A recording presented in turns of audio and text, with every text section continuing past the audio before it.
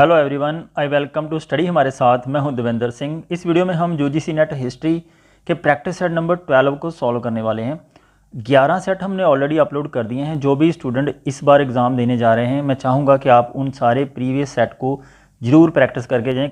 500 से ज़्यादा क्वेश्चन हमने ऑलरेडी उनमें एक्सप्लेन कर दिए हैं। बहुत ही इंपॉर्टेंट प्रश्न है और ऐसे प्रश्न अक्सर एग्जाम में पूछे जाते हैं। इस प्रैक्टिस सेट में भी 50 क्वेश्चन है और बहुत ही इंपॉर्टेंट क्वेश्चन है। मैं चाहूँगा कि आप पूरे क्वेश्चन को मेरे साथ अटैम्प्ट करके जाइए, क्योंकि हमारा टारगेट है 80 से ज़्यादा क्वेश्चन वहाँ पर ठीक करके आने का। 100% क्वेश्चन हम सॉल्व करके आएंगे, क्योंकि वहाँ पर नेगेटिव मार्किंग बिल्कुल नहीं है और ये ज़रूरी है कि हम कम से कम 80 से ज़्यादा क्वेश्चन हमारे बिल्कुल सही हों।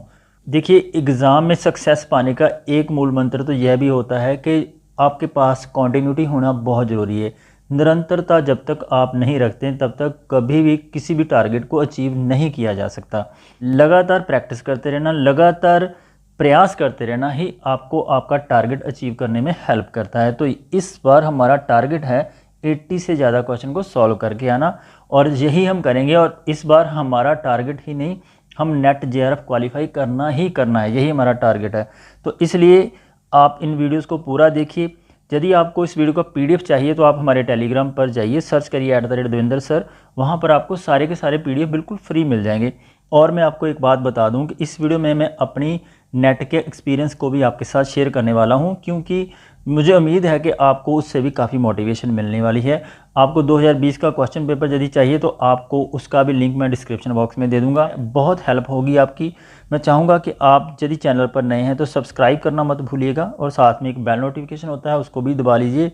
आप सभी वीडियो को लाइक करते हैं, शेयर करते हैं, उसके लिए आपका तहे दिल से शुक्रिया। Thank you so much. और चलिए आगे बढ़ते हैं। पहला ही प्रश्न बहुत अच्छे प्रश्न है, बहुत ही इंपॉर्टेंट प्रश्न है। निम्नलिखित में से विंध्य क्षेत्र में स्थित नवपाषाण युगीन स्थल कौन सा है? आपने बताना है महगरा, चिरांद, मानगढ़ या फिर खुंती। इनमें से कौन सा ऐसा क्षेत्र है जो नवपाषाण युगीन स्थल है लेकिन विंध्य क्षेत्र में स्थित है, जो विंध्याचल पर्वत की श्रृंखला है वहाँ पर स्थित है।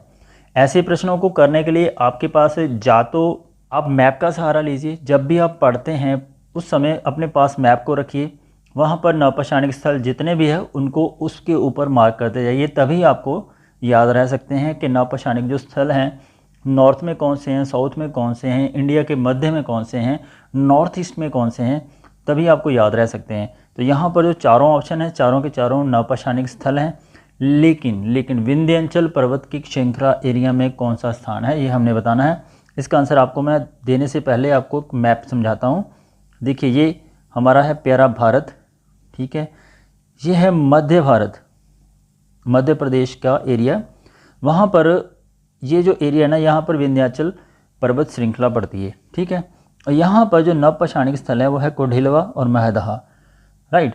तो इस प्रश्न में जो पूछा गया है वो उसका आंसर है महदहा, क्योंकि महगरा को महदहा भी कहा जाता है। जैसे कि यहाँ पर सारे के सारे नवपाषाणिक कालीन स्थल हैं। हम जब भी पढ़ें इनको ज़रूर याद रखें। मैप के थ्रू यदि हम पढ़ते हैं तो उतना ही आसान हो जाता है हमारे लिए, ठीक है। राइट ऑप्शन होगा इस प्रश्न का महगरा, ऑप्शन ए, ठीक है। हड़प्पीय स्थलों से नगर योजना के अंतर्गत गढ़ी नगर का मध्य भाग और बाहरी भाग प्राप्त हुए हैं। ऑप्शंस हैं कोनाल, लोथल, रंगपुर, धोलावीरा। जल्दी से इस वीडियो को पॉज करिए और इस प्रश्न का उत्तर दीजिए, और साथ में आप नीचे कमेंट सेक्शन में अपने स्कोर जरूर मेंशन करना कि आपके कितने क्वेश्चन सही हुए हैं, ठीक है। तो यहाँ पर 4 ऑप्शन है, कोनाल, लोथल, रंगपुर या धौलावीरा। हमने ये बताना है जो हड़प्पीय स्थलों में से नगर योजना के अंतर्गत ऐसा कौन सा स्थान है जहाँ पर गढ़ी नगर का मध्य भाग और बाहरी भाग तीनों प्राप्त होते हैं। जब भी हड़प्पीय स्थलों के जो नगर बनाए जाते थे उनको 2 भागों में विभाजित किया जाता था। एक होता था गढ़ी, दूसरा होता था निचला शहर। गढ़ी का मतलब होता था दुर्ग या फिर किला।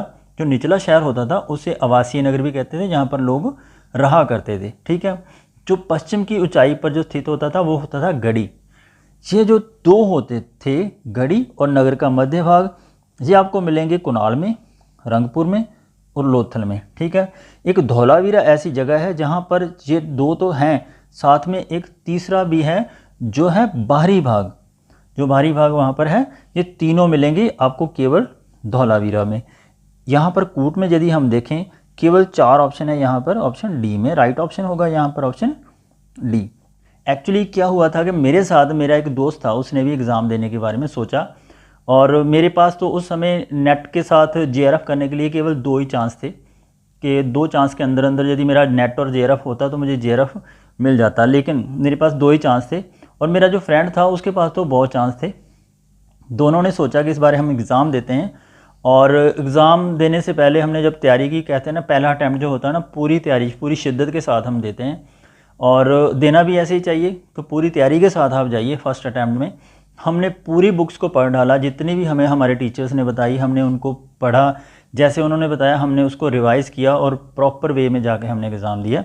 उस समय क्या होता था कि एग्ज़ाम में 3 पेपर आते थे। पहला पेपर तो सबका कंबाइंड होता था, दूसरे 2 पेपर सब्जेक्टिव होते थे, और उसको चेकिंग का भी ये प्रोसीजर था कि पहला पेपर यदि आपका क्लियर होगा, दूसरा फिर चेक होगा, तीसरा उसके बाद फिर चेक होगा, फिर रिज़ल्ट बनता था, काफ़ी समय बाद रिज़ल्ट आता था। आजकल तो ऐसा है कि जैसे ही पेपर होता है हमारे जैसे टीचर्स उसी समय आंसर की डाल के आपको मिल जाती है, पता चल जाता है कि हम कहाँ स्टैंड कर रहे हैं, हमारे कितने क्वेश्चन सही हैं कितने गलत। उस समय तो यह भी पता नहीं चलता था कि रिज़ल्ट आएगा तभी पता चलेगा। तो रिज़ल्ट का इंतज़ार किया हमने सब ने, और मेरा जो दोस्त था उसका नेट क्लियर हो गया, केवल 1-2 मार्क्स के साथ ही उसका नेट क्लियर हो गया, और मेरा 2 मार्क्स की वजह से नेट भी नहीं क्लियर हुआ, जेआरएफ तो कहाँ होना था। उसके बाद सेकंड अटैम्प्ट के लिए हमने फिर से प्रयास किया, बहुत ही शिद्दत से पढ़ाई की, जो बुक्स हमने पहले अटैम्प्ट में छोड़ दी थी, जो टॉपिक्स हमने छोड़ दिए थे हमने वो भी पढ़ डाले। दूसरे अटैम्प्ट में पूरी तैयारी के साथ हम गए, फिर से एग्ज़ाम दिया, और मेरे दोस्त का जो था उसका तो नेट के साथ उसने जेआरएफ के लिए ट्राई करना था, क्योंकि नेट तो ऑलरेडी उसका हो चुका था। तो दोबारा से प्रैक्टिस की, फिर से एग्ज़ाम दिया, रिज़ल्ट आया, हम दोनों का नेट नहीं क्लियर हुआ। उनका नेट क्लियर हुआ था लेकिन मेरा नेट भी क्लियर नहीं हुआ दूसरे अटैम्प्ट में, उसका भी दूसरे अटैम्प्ट में नेट नहीं क्लियर हुआ। मेरे दोस्त का जब दूसरी बार नेट क्लियर नहीं हुआ तो ये एक बात अक्सर हमारे दिमाग में होती है कि हमारे राष्ट्रपति जो थे APJ अब्दुल कलाम, उनकी एक कोटेशन है जो हमेशा मोटिवेट करती है हम लोगों को, कि यदि वो कहते थे कि यदि आप पहले प्रयास में सफल हो जाते हैं और दूसरे ही प्रयास में आप असफल हो जाते हैं तो लोग आपको 1 सेकंड भी नहीं लगाएंगे ये कहने में कि आपकी जो पहली सफलता थी वो एक तुक्का थी। तो यही हुआ मेरे दोस्त के साथ, हम सभी उसको ये कहने लगे कि तूने पहले प्रयास में बस तुक्का लगाया और तुम्हारा क्लियर हो गया, अब दूसरे प्रयास में तुम फेल हो गए। तो उसके ऊपर इस चीज़ का प्रेशर बढ़ता गया कि मुझे क्लियर करना है, और मेरा सेकंड अटैम्प्ट जो था वो भी 2 मार्क्स से रह गया, और मुझे तो केवल अभी नेट क्लियर करना था। उसके लिए मैंने थर्ड अटैम्प्ट किया, बहुत सारी ऐसी थॉट लेकर आया दिमाग में कि मैं छोड़ देता हूँ, इसको नहीं करता। फिर से मैंने प्रयास किया कि नहीं मुझे करना है, और अपने आप को एवेल्युएट किया, मैंने क्या क्या गलती की, क्या क्या मैंने कमी रखी, कहाँ मेरी पढ़ाई में कमी आ गई। 4-5 ऐसी गलतियाँ थी जो मैं बार बार कर रहा था। तो उनको जब मैंने आइडेंटिफाई किया उसके बाद के प्रयास में क्या हुआ आगे बताऊंगा आपको। पहले आप इस प्रश्न का उत्तर दीजिए, पाकिस्तान में सरस्वती नदी नामांकित किस नाम से जानी जाती है? ऑप्शन हैं नाडा, रैनी, हकड़ा या फिर वहिंदा। जल्दी से वीडियो को पॉज कर लीजिए, इस प्रश्न का उत्तर दीजिए। देखिए, जो पाकिस्तान में सरस्वती नदी जहाँ जहाँ से गुजरती है उसका नाम वहाँ वहाँ कुछ एरिया में जाके चेंज होता जाता है। सरस्वती नदी को कहा जाता है नाडा, और रैनी, हकड़ा और वहिंदा, चारों के चारों नाम पाकिस्तान में सरस्वती नदी के लिए जाते हैं। राइट ऑप्शन होगा यहाँ पर ऑप्शन डी। 10 राजाओं का युद्ध निम्नलिखित किस नदी के तट पर लड़ा गया था? सरस्वती, सिंधु, परशुनी या फिर व्यास। जल्दी से वीडियो को पॉज करिए, इस प्रश्न का उत्तर दीजिए। देखिए, जो 10 राजाओं का युद्ध था वो लड़ा गया था रावी नदी के किनारे पर। जो पुरातन नाम है रावी नदी का वो था परशुनी। राइट ऑप्शन होगा यहाँ पर ऑप्शन सी। क्या आप मुझे बता सकते हैं कमेंट सेक्शन में कि 10 राजाओं का युद्ध हुआ था जिसके साथ जो दूसरा राजा था उसका क्या नाम था? और साथ में आपने यह भी बताना है कि इस युद्ध का कारण क्या था। कम से कम 4 कारण आपने नीचे कमेंट सेक्शन में लिखने हैं, और ये भी लिखना है कि किस राजा का 10 राजाओं के साथ युद्ध होता है, ठीक है, और कौन जीतता है, ये भी आप कमेंट सेक्शन में लिखिएगा, ठीक है। आगे बढ़ते हैं। नीचे तो कथन दिए गए हैं, एक को कथन ए और दूसरे को कारण आर का नाम दिया गया है। कथन ए कहता है कि भारत का रोम के साथ अच्छा संपर्क था। कारण आर कहता है कि रूलेटेड मृत भांड ब्रह्मगिरी, शिशुपालगढ़, तामरलुक, अमरावती में प्राप्त हुए हैं। ठीक है, वीडियो को पॉज करिए, इसका आंसर सोचिए। देखिए, भारत का रोम के साथ अच्छा संपर्क था, ये कथन बिल्कुल सही है, कथन ये है बिल्कुल सही है। और कारण क्या कहता है कि रूलेटेड मृत भांड ब्रह्मगिरी, शिशुपालगढ़, तामरलुक, अमरावती से प्राप्त होते हैं। सबसे पहले तो आप इस वर्ड को जरूर अंडरलाइन करिए। कई बार क्या होता है कि एग्जामिनर केवल क्वेश्चन को डिफ़िकल्ट बनाने के चक्कर में ही कुछ ऐसे वर्ड्स यूज़ करते हैं, मतलब कोई ख़ास नहीं होता है, लेकिन फिर भी जो भी पढ़ेगा रिलेटेड मृदभांड कौन से होते हैं पहले यही दिमाग में आएगा।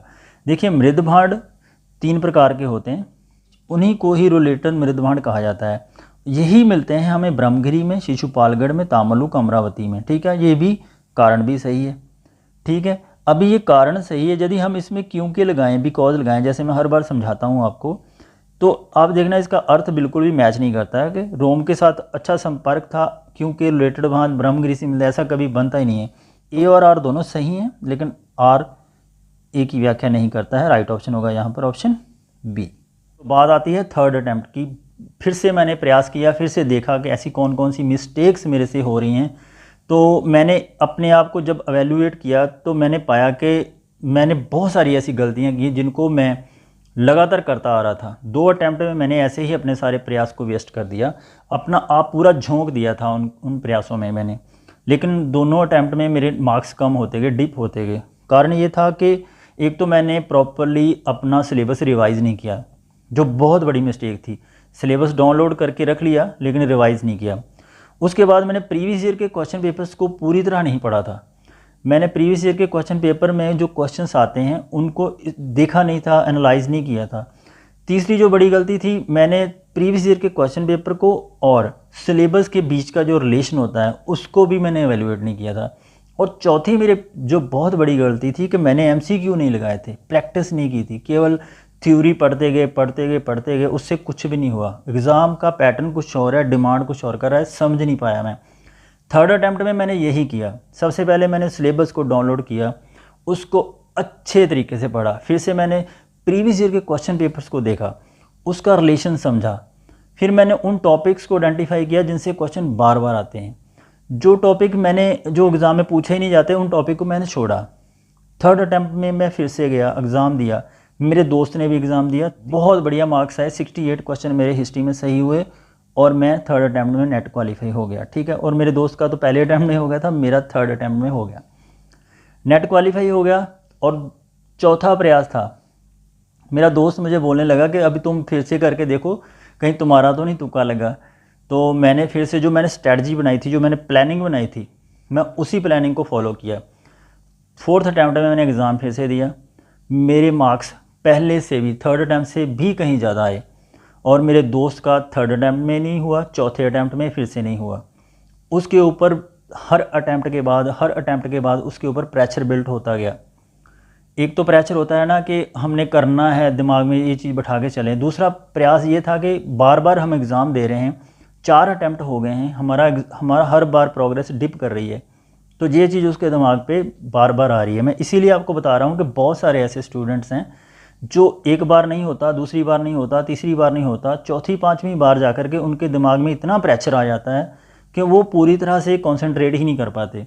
बार बार फेलियर का जो प्रेशर है ना, उसको झेलना बहुत मुश्किल होता है। तो फोर्थ अटैम्प्ट में दिया, उससे भी ज़्यादा मार्क्स आए। फिफ्थ अटैम्प्ट दिया मैंने, उससे भी ज़्यादा मार्क्स आए। मेरे 78 क्वेश्चन सही हुए और मेरे जेआरएफ से भी कहीं ज़्यादा मार्क्स थे, लेकिन मैं जेआरएफ के लिए एलिजिबल नहीं था। तो मैं 3 बार लगातार मैंने इसको क्वालिफाई किया। फिर मैंने देखा कि इसकी स्ट्रैटेजी, इसकी प्लानिंग क्या होनी चाहिए, कैसे एग्ज़ाम को क्लियर किया जा सकता है और कौन सी बुक्स में क्या टॉपिक्स होते हैं जिनको पढ़ना है, जो बहुत ज़रूरी है। पूरी चीज़ों को एनालाइज करके फिर से मैंने प्रयास किया, 3 बार लगातार नेट को क्लियर किया और मेरे दोस्त का बिल्कुल नहीं हुआ। फिर क्या हुआ, फिर दोनों को, हमें नेट तो दोनों का क्वालिफाई था, दोनों को जॉब लगी और बहुत अच्छे टीचर हैं, वो भी बहुत अच्छा पढ़ाते हैं। जब तक आप इसको पूरी तरह से समझेंगे नहीं तब तक इस एग्ज़ाम को क्लियर करना मुश्किल होता है। पढ़ाई बहुत करते हैं, टीचर्स भी बहुत पढ़ाते हैं, हम भी पढ़ाते हैं, मेरे पास जो स्टूडेंट्स आते हैं वो भी बहुत दिल से पढ़ते हैं, लेकिन क्या होता है कि एक प्री प्लान नहीं होता। मैं आपको एक वीडियो में पूरी प्लानिंग के बारे में बताऊंगा कि इस एग्ज़ाम को क्लियर कैसे करना है, कौन सी बुक्स पढ़नी है, कैसे पढ़नी है, सिलेबस को कैसे रीड करना है, प्रीवियस ईयर के क्वेश्चन पेपर का सिलेबस के साथ क्या रिलेशन है, सारी चीज़ों के ऊपर मैं बात करूंगा। आप चाहते हैं यदि मैं ऐसी वीडियो बनाऊं तो नीचे कमेंट सेक्शन में ज़रूर कमेंट करिएगा, ठीक है। तो आगे बढ़ते हैं, पहले इस प्रश्न का उत्तर दीजिए। विदेह माधव का अपने पुरोहित गौतम राहुगण के साथ पूर्व दिशा की ओर जाने का कथानक निम्नांकित में से किसमें उल्लेखित है? 4 ग्रंथ है, गोपत ब्राह्मण, वरदनायक उपनिषद, शतपथ ब्राह्मण, ऐत्रेय ब्राह्मण। जल्दी से वीडियो को पॉज करिए और इसका आंसर सोचिए। राइट ऑप्शन है यहाँ पर इसका ऑप्शन सी, शतपथ ब्राह्मण। बहुत अच्छा प्रश्न है ये अभी कि सूची एक को सूची 2 से हमने मिलाना है। सूची 1 में बहुत संगीतियाँ हैं, सूची 2 में स्थान यहाँ पर वह संपन्न हुई थी।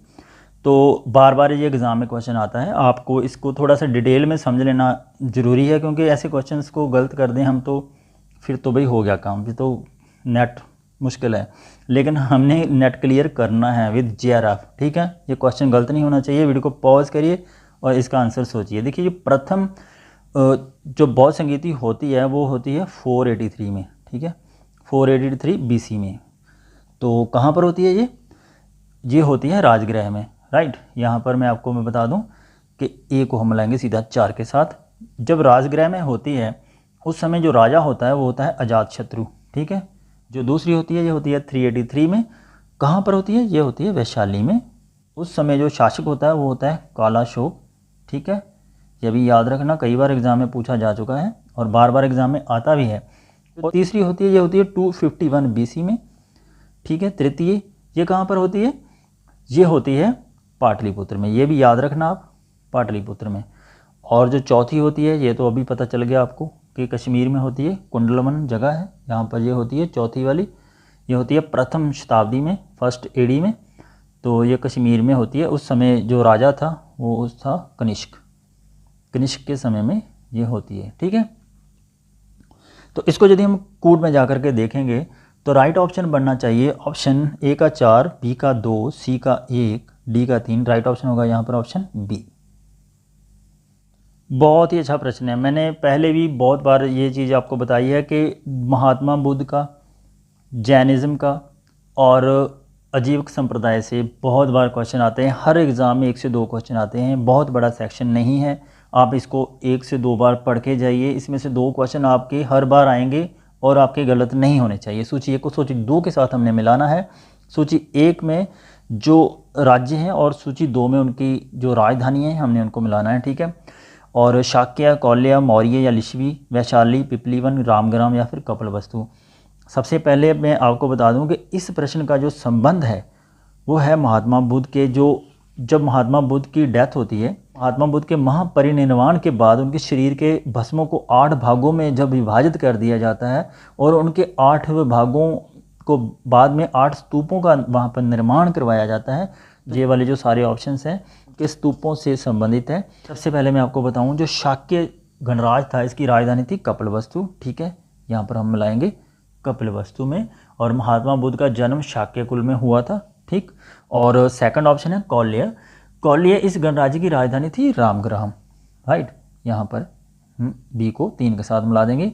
और मौर्य ये थे, इस गणराज्य की राजधानी थी पिपलीवन, नेपाल की तराई में जो स्थित है, ठीक है।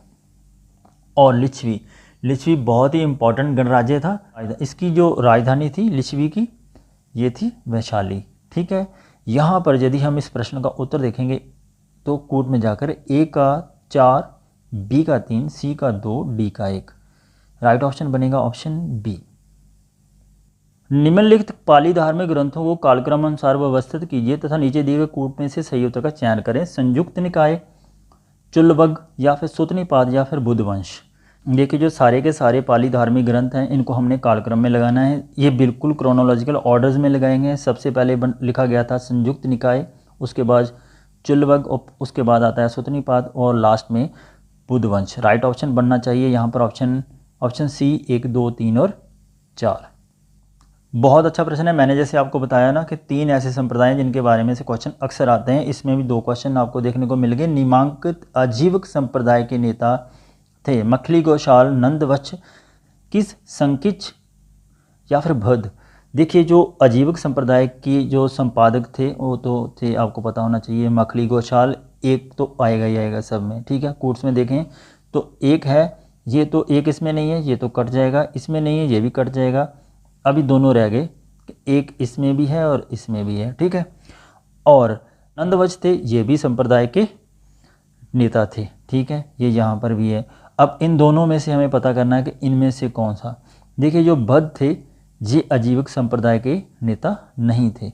किस, संकिच थे, ये भी आजीविका संप्रदाय के नेता रहे हैं। तो तीनों हैं, 1, 2 और 3 यहाँ पर है ऑप्शन सी में, सी इसका सही उत्तर हो जाएगा। ठीक है।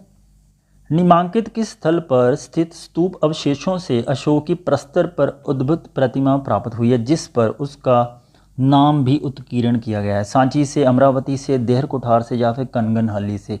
आपने ये बताना है कि जो स्तूप अवशेषों में अशोक की एक पत्थर की प्रतिमा मिली है, ठीक है, जिसके ऊपर उनका नाम उत्कीर्ण किया गया है, कहाँ से मिली है? राइट ऑप्शन है यहाँ पर ऑप्शन डी, कनगनहल्ली से। याद रखिए, बहुत अच्छा प्रश्न है, थोड़ा सा ध्यान से पढ़ने की आवश्यकता है। कभी भी एग्ज़ाम में आप जाते हैं तो क्वेश्चन को मिसरीड मत करिए, एक बार नहीं 2 बार पढ़िए, आपको उसका आंसर पता चल जाएगा।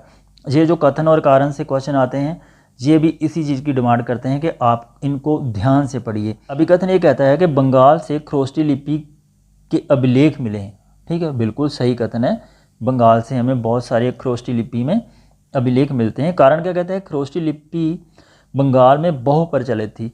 देखिए भी, इसका मतलब यह नहीं होता कि खरोष्टी लिपि के अभिलेख मिले हैं तो वहाँ पर बहुत ज़्यादा प्रचलित होगी, ऐसा नहीं था। खरोष्टी लिपि बंगाल में बहुत ज़्यादा प्रचलित नहीं थी। ए सही है कथन, आर कारण गलत है।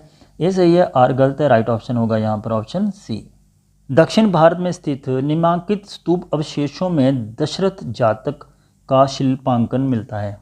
अमरावती से, नागार्जुनकोंडा से, फणिगिरी से या फिर गुम्मडी-गुरु से?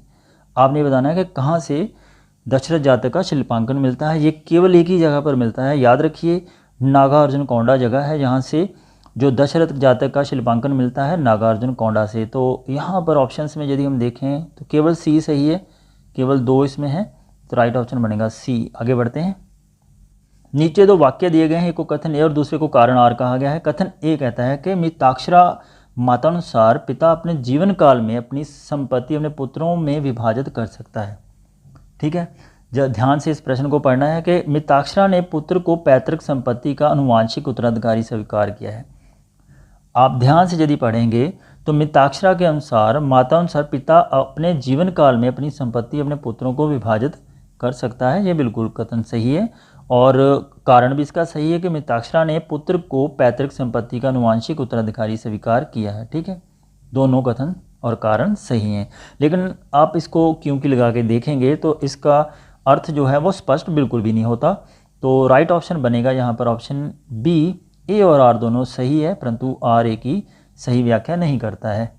बहुत ही अच्छा प्रश्न है और काफ़ी डिफ़िकल्ट क्वेश्चन है। मैं कहूँगा कि ऐसे प्रश्न करने आसान बिल्कुल नहीं होते। सूची 1 को सूची 2 के साथ सम्मिलित कीजिए और निम्न कूट में से सही उत्तर का चयन करें।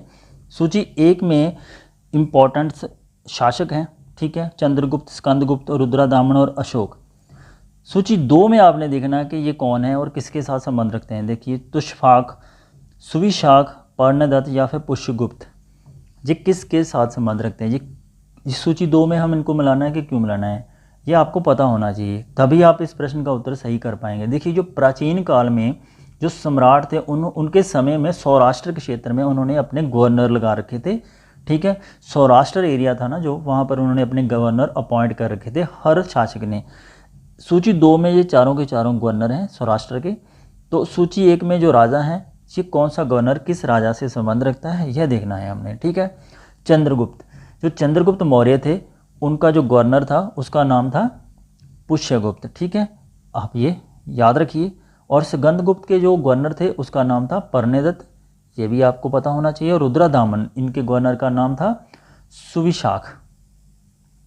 और अशोक के गवर्नर थे तुषफाक। ठीक है, यहाँ पर यदि हम इस प्रश्न का उत्तर देखेंगे तो सही उत्तर बनना चाहिए ए का 4, बी का 3, सी का 2, डी का 1। राइट ऑप्शन है यहाँ पर ऑप्शन सी। भागीलाय के सिक्के निम्नांकित में से कहाँ से मिलते हैं? नासिक से, कौशाम्बी से, नर्मदा घाटी से, गोदावरी कृष्णा घाटी से? जल्दी से वीडियो को पॉज करिए, इसका आंसर सोचिए। इस प्रश्न का उत्तर मैंने अपने टेलीग्राम चैनल पर भी दिया था, आप उसको भी जाकर रिवाइज कर सकते हैं, बहुत डिटेल में उसमें मैंने समझाया था। भागीलाय के सिक्के आपको मिलेंगे केवल नर्मदा घाटी से। ठीक है, राइट ऑप्शन बनेगा केवल 3 सही है, 3 यहाँ पर है ऑप्शन सी में, सी इसका सही उत्तर हो जाएगा। बहुत ही अच्छा प्रश्न है। लिपियों से भी क्वेश्चन अक्सर एग्जाम में आते हैं, बहुत बार एग्जाम में पूछे जा चुके हैं। शंख लिपि के लेख निम्नांकित स्थलों के स्तूप अवशेषों से प्राप्त होते हैं? बहरूच से, अमरावती से, देऊर कोठवार से, या फिर सांची से। देखिए इस प्रश्न का उत्तर आपको बहुत मुश्किल से मिलने वाला है। और शंखलिपि के लेख जो हैं वो स्तूप अवशेषों से प्राप्त होते हैं, वो होते हैं बहरूद से और सांची से। और बहरूद और सांची यहाँ पर दो ऑप्शंस हैं, 1 और 4। 1 और 4 यहाँ पर है ऑप्शन बी में, ठीक है। राइट ऑप्शन बनेगा ऑप्शन बी। बहुत ही अच्छा प्रश्न है, बहुत वेरी इंपॉर्टेंट। विशाख दत्त लिखित विलुप्त नाटक देवी चंद्रगुप्त। देखिए विशाख दत्त ने एक नाटक लिखा था देवी चंद्रगुप्त, जो अभी विलुप्त हो चुका है, जिसके बारे में अभी हमारे पास कोई भी सोर्स नहीं है, ठीक है। आपने को पूछा गया है कि इसके जो अंश हैं वो निम्न में से लिखे गए ग्रंथों में से मिलते हैं, ठीक है। किस ग्रंथ में देवी चंद्रगुप्त के जो विशाख दत्त ने नाटक लिखा था उसके अंश आपको मिलेंगे? कथा सरित सागर, श्रृंगार प्रकाश, शाल भंजिका, या फिर ऑप्शन 4 हर्षचरित में आपको मिलने वाले हैं। तो जल्दी से वीडियो को पॉज करके इस प्रश्न का उत्तर देखिए कि विशाख दत्त के द्वारा लिखा गया नाटक देवी चंद्रगुप्त के अंश आपको किस में मिलेंगे, ठीक है। देखिए जो विशाख दत्त ने नाटक लिखा था देवी चंद्रगुप्तम, उसके अंश जो मिलते हैं, जो परमार शासक थे राजा भोज, उन्होंने एक नाटक लिखा था श्रृंगार प्रकाश, ठीक है, उसमें उपलब्ध हैं। आपको उसके बारे में पता होना चाहिए। और श्रृंगार प्रकाश में राजा भोज ने बहुत सारे नायकों को भिन्न रागनियों के साथ उसका उल्लेख भी किया है। यहाँ पर केवल 2 सही है श्रृंगार प्रकाश, और 2 सही है, 2 यहाँ पर ऑप्शन सी में, सी इसका सही उत्तर है। बहुत अच्छा प्रश्न है, बहुत ही बढ़िया प्रश्न है। मैं कहूँगा कि मेरा तो फेवरेट क्वेश्चन है ये। मंदिर स्थापत्य की निम्नांकित क्षेत्रीय शैलियों में द्वार स्तंभों पर नाग शाखा उत्कीर्ण करना किसकी विशेषता थी? ऑप्शंस हैं चंदेल शासकों की, प्रतिहार शासकों की, सोलंकी, या फिर परमार शासकों की। देखिए जो मंदिर स्थापत्य कला के ऊपर अक्सर एग्जाम में क्वेश्चन आते हैं, साउथ की जितने भी मंदिर्स हैं उनके ऊपर बहुत सारे क्वेश्चन आज तक यूजीसी ने पूछे हैं। आप उनको 2 से 3 बार पढ़ के जाइए, ठीक है। बिल्कुल भी मिस मत करिए, क्योंकि ये समय बहुत इंपॉर्टेंट है। आपको उन चीज़ों को आइडेंटिफाई करना है जिससे क्वेश्चन पूछे जाते हैं। तो जो मंदिर स्थापत्य जो क्षेत्रीय शैलियों में आता है, द्वार स्तंभों पर नाग शाखा उत्कीर्ण की गई थी, नाग की प्रतिमा बनाई गई थी, वो केवल काम किया था प्रतिहार शासकों ने, ठीक है।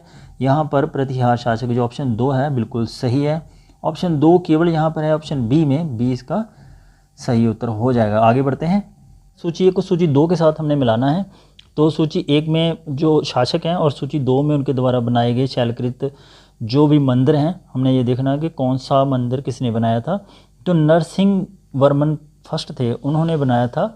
देखिए जो पल्लव वंशी शासक थे नरसिंह वन, उन्होंने मल्लापुरम स्थित, जिसे महाबलीपुरम भी कहते हैं, वहाँ एक गुफा कटवाकर, ठीक है, उसका मंदिर का निर्माण करवाया था, जो कांची के निकट बंदरगाह नगर मल्लमपुरम, जिसे महाबलीपुरम भी कहते हैं, बसाने का जो श्रेय है वो भी पल्लव शासक नरसिंह वर्मन वन को ही जाता है, ठीक है।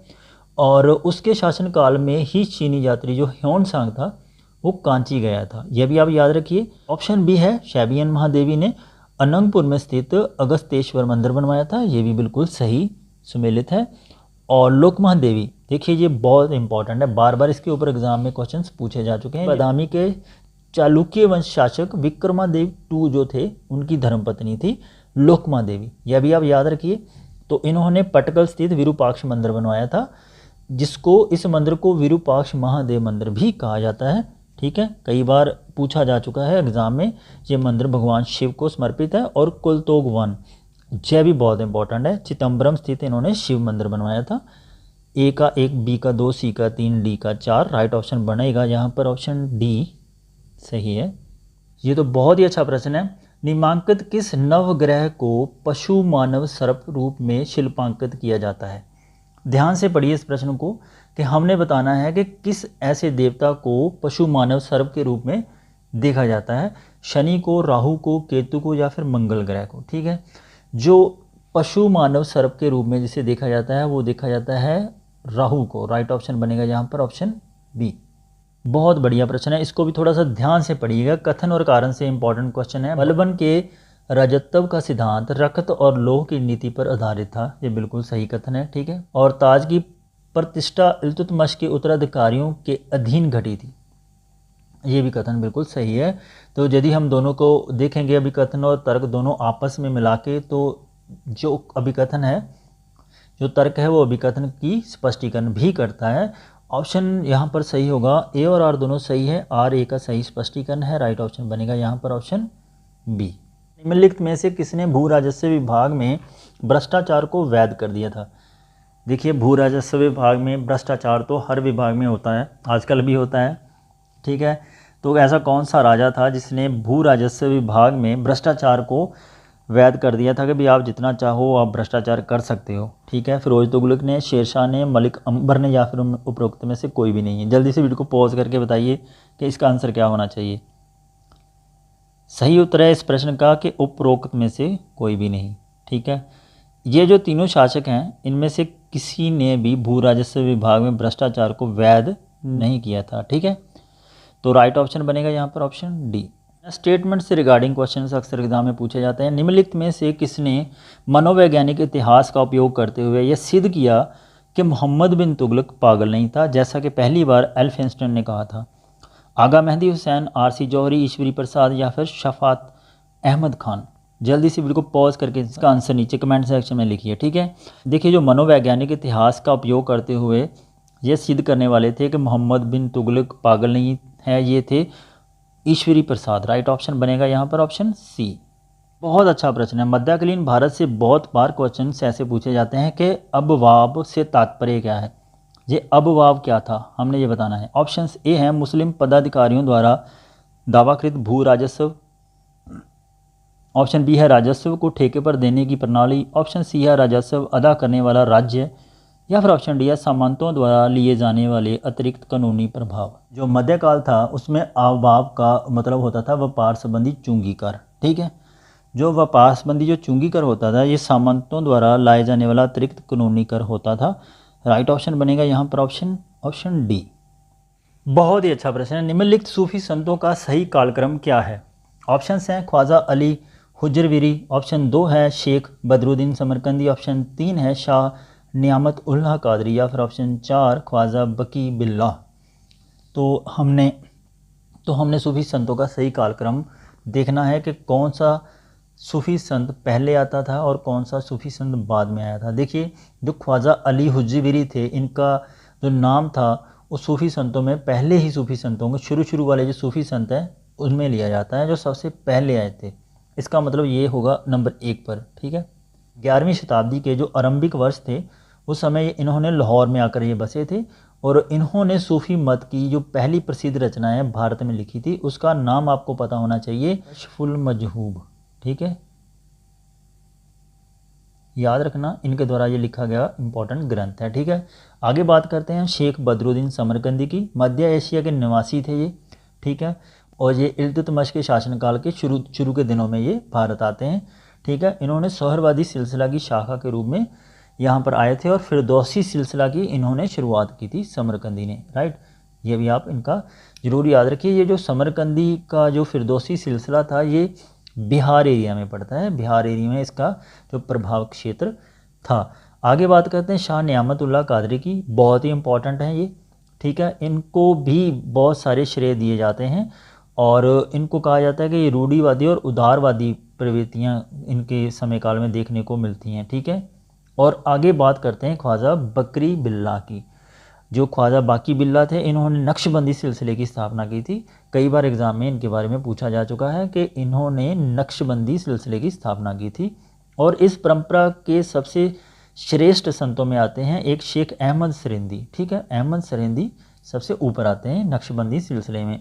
तो आपको एक बात और याद रखनी है, जो औरंगजेब थे जो नक्शबंदी संप्रदाय थी उसके समर्थक थे, यह भी आप याद रखना, कई बार एग्जाम में पूछा जा चुका है। तो ये सभी के सभी क्रोनोलॉजिकल ऑर्डर्स में हैं, 1, 2, 3 और 4। राइट ऑप्शन बनेगा यहाँ पर ऑप्शन ए। ये बार बार अटैम्प्ट देने का जो प्रेशर है ना दिमाग पे, वो आपकी जो प्रोग्रेस है उसको हमेशा डिप करता है। जितनी जब बार आप ज़्यादा जाकर अटैम्प्ट दोगे, यदि आपका प्रोग्रेस सही नहीं हो रही है, आपको पता चल रहा है कि आपका हर बार आप जाते हैं आपका एग्ज़ाम का जो स्कोर है हर बार डिप कर रहा है, तो डेफिनेटली आपके ऊपर प्रेशर बढ़ेगा। देखिए, इस प्रेशर से निकलने का एक ही तरीका है, आप अपनी पुरानी जो अटैम्प्ट है ना, अटैम्प्ट की काउंटिंग को भूल जाओ कि आपके कितने अटैम्प्ट हो गए, 2 हो गए, 4 हो गए, 6 हो गए। देखा है मैंने बहुत सारे ऐसे स्टूडेंट हैं जिनके 8 अटैम्प्ट हो चुके हैं लेकिन उनका नेट क्वालिफाई नहीं हो रहा। कारण यही है कि अटैम्प्ट की जो काउंटिंग है, जो गिनती है, वो दिमाग पे बिठा के बैठे हैं कि मेरे 8 हो गए भी मेरा क्लियर नहीं हुआ। देखिए यदि आपने एग्ज़ाम को क्लियर करना है, 8 अटैम्प्ट की काउंटिंग को आप पीछे छोड़िए, 8 अटैम्प्ट में आपने जो जो मिस्टेक्स की हैं, जो जो हर बार आप मिस्टेक करें, कुछ मिस्टेक्स ऐसी होती हैं जो हम रिपीट करते जाते हैं, हमें पता ही नहीं चलता, बार बार हम रिपीट करते हैं, आप उनको आइडेंटिफाई करिए, फिर देखना आपका एग्ज़ाम डेफिनेटली क्लियर होगा। ठीक है, यहाँ पर क्वेश्चन का आंसर देते हैं। दिल्ली में निम्नलिखित नगरों के नामों पर विचार करना है। 4 नगर हैं, बहुत इंपॉर्टेंट हैं, ये दिल्ली में बनाए गए थे, जहाँपना, सीरी, तुगलकाबाद और खिजराबाद। हमने इनके नामों पर विचार करना है और निम्नलिखित क्रम में से कौन सा क्रम उनकी स्थापना के सही कालक्रम को दर्शाता है, और यह भी बताना है हमने कि कौन सा शहर कब बनाया था, कौन सा पहले बनाया गया था, कौन सा बाद में बनाया गया था। काफ़ी डिफ़िकल्ट क्वेश्चन है, आपको इनकी क्रोनोलॉजिकल ऑर्डर का पता होना चाहिए। देखिए सबसे पहले हम बात करते हैं जहाँपना की। ये तुगलक वंश के जो मोहम्मद बिन तुगलक थे, उनका समय काल था 1325 से 1351। ठीक है, 1325 से 1351 के बीच में मोहम्मद बिन तुगलक होते हैं, वो बनाते हैं इस नगर को, बसाते हैं जहाँपना नगर की। इस नगर की स्थापना करते हैं वो, ठीक है, राय पिथौरा और सीरी के मध्य करवाई जाती है। और इस नगर की यदि आप एक विशेषता देखें तो आपको पता चलेगा कि वहाँ पर एक सबतुल्ला नाम का एक 7 मेहराबों वाला पुल बनाया गया था, वो आज भी वहाँ पर मौजूद है जहाँपना की जगह पर। आगे बात करते हैं सीरी। खिलजी वंश के अलाउद्दीन खिलजी जो थे ना, उनका समय काल था 1296 से लेकर 1316 ईस्वी के बीच में। ठीक है, और इन्होंने इस नगर की स्थापना की थी, सीरी की। राइट, याद रखना ये भी बिल्कुल। और उस समय जो निर्माण जब करवाया गया था तो मंगोल आक्रमण बहुत ज़्यादा कर रहे थे उस समय, ये भी आपने कई बार पढ़ा होगा। आगे बात करते हैं तुगलकाबाद की। तुगलक वंश के जो संस्थापक थे गियासुद्दीन तुगलक, इनका समय काल चल रहा था 1320 के लेकर के 1325 के बीच में। ठीक है, और इस नगर की स्थापना तुगलकाबाद की, याद रखिएगा, गियासुद्दीन तुगलक इसके संस्थापक थे, इसकी स्थापना गियासुद्दीन तुगलक ने करवाई थी। आगे बात करते हैं खिजराबाद। तो खिजराबाद जो सैयद वंश के खिज्र खां थे, उनका समय काल था 1414 ईस्वी से लेकर 1421 ईस्वी के बीच में। ठीक है, और इस नगर की स्थापना उन्होंने करवाई थी। तो सही उत्तर बनेगा यहाँ पर, सबसे पहले आएगा ऑप्शन 2, फिर आएगा 3, फिर आएगा 1, फिर आएगा 4। राइट ऑप्शन बनेगा यहाँ पर ऑप्शन डी। निम्नलिखित में से किसे मुगल पूर्व फारसी इतिहास लेखन की प्रकृति नहीं समझा जाता है? आध्यात्मिकता, उपदेशात्मक या प्रभाववादी या फिर प्रांतीय। जो मुगल पूर्वी फारसी इतिहास लेखन की प्रवृत्ति नहीं थी वो थी प्रांतीय। राइट ऑप्शन बनेगा यहाँ पर ऑप्शन डी। ठीक है, बहुत अच्छा प्रश्न है, बहुत आसान प्रश्न है। यूजीसी नेट में ये एग्ज़ाम में ये क्वेश्चन गलत नहीं होना चाहिए। भारत में युद्ध में तोप और बंदूक का प्रयोग सबसे पहले कब किया गया था? ठीक है, भारत में युद्ध में तोप और बंदूक का प्रयोग सबसे पहले कब किया गया था? किसने किया था? ऑप्शंस हैं बलबन ने, अलाउद्दीन खिलजी ने, बाबर ने या फिर अकबर ने। और इस प्रश्न का उत्तर है, सबसे पहले आप लोगों को पता होगा, ऑप्शन सी, बाबर ने सबसे पहले 1526 में पानीपत के पहले युद्ध में इसका प्रयोग किया था। बाबर और इब्राहिम लोदी के बीच में ये युद्ध होता है, बहुत ही इंपॉर्टेंट है ये युद्ध। इस युद्ध की वजह से ही भारत में मुगल वंश की स्थापना होती है और भारत में मुगलों के पैर जम जाते हैं, और इस युद्ध में इब्राहिम लोदी मारा जाता है। ठीक है, और 12 अप्रैल 1526 को ये युद्ध लड़ा गया था, बहुत ही इम्पॉर्टेंट लड़ाई है। क्या आप मुझे कमेंट सेक्शन में बता सकते हैं कि जब ये युद्ध हुआ था समय बाबर ने दो प्रसिद्ध निशानेबाज थे, तोपची थे, उनका इस्तेमाल किया था इसमें? क्या आप मुझे उन दोनों के नाम बता सकते हैं? कौन से 2 ऐसे तोपची थे जिनका इस्तेमाल बाबर ने इस युद्ध में किया था? ठीक है, जल्दी से कमेंट सेक्शन में उन दोनों तोपचियों के नाम लिखिए। उन्होंने सबसे अच्छा आंसर देगा, उसके आंसर को मैं पिन कमेंट में पिन करूंगा। ठीक है, याद रखिए। क्वेश्चन नंबर 30, कौन से ऐसे 2 तोपची थे जिनका इस्तेमाल बाबर ने किया था पानीपत के पहले युद्ध में? बहुत अच्छा प्रश्न है। अलाउद्दीन खिलजी, फिरोज तुगलक, अकबर और औरंगजेब के शासनकाल में भू राजस्व की दर को सही क्रम में हमने लगाना है। देखिए, इस प्रश्न का उत्तर भी आप लोगों को बहुत सारी बुक्स में बहुत वेरिएशन के साथ मिलेगा। किसी बुक में कुछ दे रखा है, किसी बुक में कुछ दे रखा है। बहुत सारे इतिहासकार किसी चीज़ को अपने तरीके से ही बनाते हैं, लेकिन हमने इस प्रश्न को उत्तर को बहुत रिसर्च के बाद ढूंढा है, और जो एनसीईआरटी है उसको बेस बना के इस प्रश्न का आंसर हमने लिया है। इस प्रश्न का उत्तर है ऑप्शन ए। देखिए, जो अलाउद्दीन खिलजी की भू राजस्व प्रणाली थी वो थी 1/2, और उसके बाद फिरोज तुगलक की भी 1/2 थी, औरंग अकबर की 1/3 थी और औरंगजेब की भी 1/2 थी। राइट ऑप्शन बनेगा यहाँ पर ऑप्शन ए। सूची 1 को सूची 2 के साथ सम्मिलित कीजिए, निम्न कूट में से सही उत्तर का चयन करें। सूची 1 में है जबत, देशमुक्त, वतन, इजारदारी, और सूची 2 में जो इकाइयां हैं, जो प्रणाली है, हमने देखना है कि कौन सी इकाई किसके साथ संबंध रखती है। देखिए जो जबत था यह कृषि भूमि के माप पर आधारित एक राजस्व निर्धारित करने वाली प्रणाली होती थी। ठीक है, ए को मिलाएंगे हम सीधा ए के साथ। ठीक,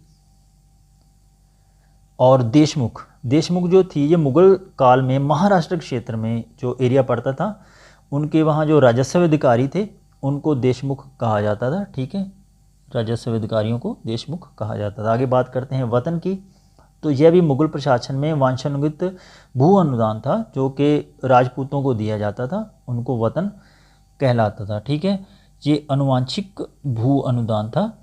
यहाँ पर सी को हम 2 के साथ मिला देंगे। इजारदारी जो थी ये भी बहुत इंपॉर्टेंट है, बहुत बार एग्जाम में इसके बारे में पूछा जा चुका है। ये एक लगान वसूली की ठेके की प्रणाली होती थी। ठीक है, राजस्व के लिए ठेके की प्रणाली होती थी। राइट ऑप्शन बनेगा ए का 1, बी का 3, सी का 2, डी का 4। यह है ऑप्शन बी में, बी इसका सही उत्तर हो जाएगा। आगे बढ़ते हैं। अमीर खुसरो के निम्नलिखित ऐतिहासिक कार्यों में से कौन सा कार्य गद्य में लिखा गया है। ये सारे के सारे अमीर खुसरो के द्वारा लिखे गए ग्रंथ हैं। हमने देखना है कि कौन सा ऐसा ग्रंथ है जिसको उन्होंने गद्य में लिखा था। ठीक है, किरान उस सादेन अमीर खुसरो ने लिखा था 1289 में अमीर खुसरो ने इस ग्रंथ को लिखा था। और पुस्तक में जो लिखा था बुखरा खां जो थे उसके बेटे कैकुआबाद के मिलन का वर्णन किया गया है इस ग्रंथ में। ठीक है, आगे बात करते हैं नूर सिपिहर की। ये भी बहुत ही इंपॉर्टेंट ग्रंथ है, बार बार इसके बारे में एग्जाम में पूछा जाता है, कई बार मिलान के लिए पूछ लिया जाता है कि नूर सिपिहर किसका लिखा हुआ ग्रंथ है। ये है अमीर खुसरो की रचना है। ठीक है, अमीर खुसरो ने इसमें मुबारक खिलजी के समय की जो सामाजिक स्थिति है उसके बारे में वर्णन किया है। राइट, तो आगे बात करते हैं ऑप्शन सी आशिका की। ये भी बहुत इंपॉर्टेंट ग्रंथ है, ये भी अमीर खुसरो के द्वारा ही लिखा गया था। ये जो आशिका ग्रंथ है इसमें गुजरात का राजा जो करण था उसकी पुत्री देवल रानी थी और अलाउद्दीन के पुत्र खिजर खां के बीच में प्रेम संबंध जो होता है उसके बारे में लिखा गया था। कभी भी पूछा जाए है आशिका मतलब प्रेम संबंध के बारे में कोई ना कोई गड़बड़ होगी तो वही था इसमें। ठीक है, आपको एक बात और बता दूं कि अलाउद्दीन खिलजी जब गुजरात गया था ना मालवा पर विजय करने के लिए, तो वहाँ पर उसका वर्णन भी इसमें मिलता है। आगे बात करते हैं खज़वाइन उल फुतूह की। बहुत इंपॉर्टेंट ये वाला ग्रंथ है, तारीख़ इलाही के नाम से भी इसे जाना जाता है। कभी भी पूछ लिया जाए तारीख़ इलाही मिलान के लिए आ जाए तो खज़वाइन उल फुतूह को ही तारीख़ इलाही भी कहा जाता है। और अमीर खुसरो ने इस ग्रंथ को गद्य में लिखा था। ये क्वेश्चन में पूछा गया है कौन सा ऐसा काम था जो अमीर खुसरो के द्वारा गद्य में किया गया था, तो ये खज़वाइन उल फुतूह ग्रंथ ही ऐसा है जो गद्य में लिखा गया है। ये राइट ऑप्शन बनेगा यहाँ पर ऑप्शन डी। देखिए वीडियो अच्छी लगी तो वीडियो को लाइक और शेयर जरूर कर दिया करो। बाबर ने गाजी की उपाधि धारण की थी। ठीक है, बहुत बार एग्जाम में पूछा जा चुका है। बाबर ने गाजी की उपाधि किस युद्ध में धारण की थी? जल्दी से इस प्रश्न का उत्तर दीजिए। ठीक है, बाबर ने खानवा के युद्ध में जो 17 मार्च 1527 को हुआ था। ठीक है, याद रखिएगा। देखिए 17 मार्च 1527 को खानवा का युद्ध होता है। उसमें जब वह जीत जाता है तो उस समय ये गाजी की उपाधि धारण करता है। ठीक है, यह वाला युद्ध जो था ये मेवाड़ के राजा राणा सांगा और बाबर के बीच में लड़ा गया था, जो खानवा का युद्ध था। याद रखिएगा, बहुत बार एग्जाम में ये पूछा जा चुका है। राइट ऑप्शन बनेगा यहाँ पर ऑप्शन बी। निम्नलिखित में से किसने पहली बार टिप्पणी की थी कि कबीर ने अपनी भक्ति में आम लोगों में व्याप्त निराशावाद को कम करने का प्रयास किया था? ये टिप्पणी किसने की थी? सावित्री चंद्रा ने, यूसुफ हुसैन ने, जे.एन. फर्कुहर ने, या फिर ऑप्शन डी रोमिला थापर ने? राइट ऑप्शन है इस प्रश्न का ऑप्शन डी। ये जो स्टेटमेंट है रोमिला थापर की है, क्योंकि उन्होंने टिप्पणी की थी कि कबीर ने अपनी भक्ति में आम लोगों को व्यापक निराशावाद को कम करने का प्रयास किया था। ये कथन जो है रोमिला थापर का है। राइट ऑप्शन बनेगा यहाँ पर ऑप्शन डी। नीचे दो कथन दिए गए हैं, उनमें से एक अभिकथन ए है और दूसरा तर्क आर है। अभिकथन ए है हुमायूं के साम्राज्य जिसमें उसने अपने कार्य भी शामिल हैं से संबंधित घटनाओं का विश्वसनीय कालक्रम नहीं है। बिल्कुल सही है, क्योंकि जो उसके काम है उसका कोई भी कालक्रम नहीं मिलता हमें कहीं भी। तर्क कहता है कि घटनाक्रम के उचित अध्ययन से पता चलता है कि हुमायूं की मान्यता की कथाकथित अवधि उस अवधि से बहुत कम है जो बताई गई है। भी ये जो स्टेटमेंट है ना, ये गलत है। ठीक है, केवल अभिकथन सही है, ए सत्य है परंतु आर गलत है। राइट ऑप्शन बनेगा ऑप्शन सी। भारतीय इस्लामिक वास्तुकला में दोहरे गुंबद का प्रयोग क्यों किया जाता था? ऑप्शंस हैं, ऑप्शंस ए है भवन की मजबूती के लिए, भवन के अंदर ठंडक बनाए रखने के लिए, या फिर भवन की ऊंचाई बनाए रखने के लिए, या फिर ऑप्शन डी है सौंदर्य बनाए रखने के लिए। जल्दी से वीडियो को पॉज करके ये सोचिए कि दोहरे गुंबद का प्रयोग क्यों किया जाता था। देखिए, ये भारतीय इस्लामिक वास्तुकला की यदि हम बात करते हैं तो दोहरे गुंबद का प्रयोग जो होता था भवन की ऊंचाई को बनाए रखने के लिए किया जाता था। सही उत्तर बन जाएगा यहाँ पर ऑप्शन सी, क्योंकि जो उभरी हुई दोहरी गुंबद वाला जो भारत में बना जो पहला मकबरा है वो है हुमायूं का मकबरा। याद रखिए, हुमायूं का मकबरा जो पहला मकबरा था वो इसी वास्तुकला के अंतर्गत बनाया गया था। राइट ऑप्शन है यहाँ पर ऑप्शन सी।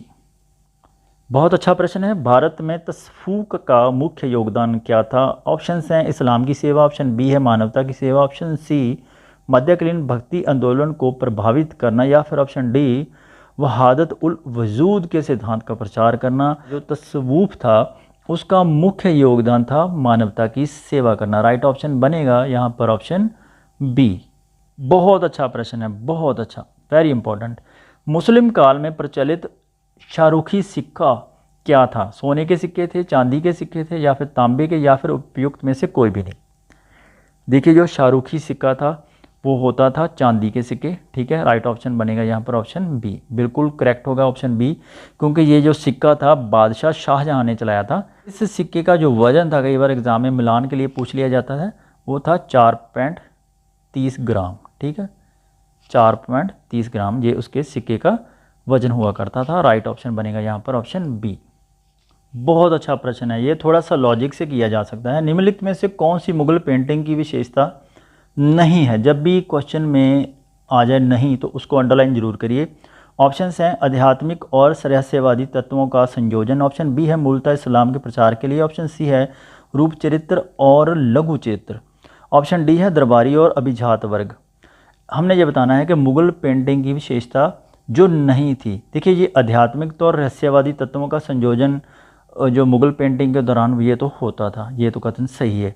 और रूप चरित्र और लघु चरित्र भी बिल्कुल उसमें इस्तेमाल किए जाते थे। दरबारी और अभिजात वर्ग का प्रभाव भी होता था।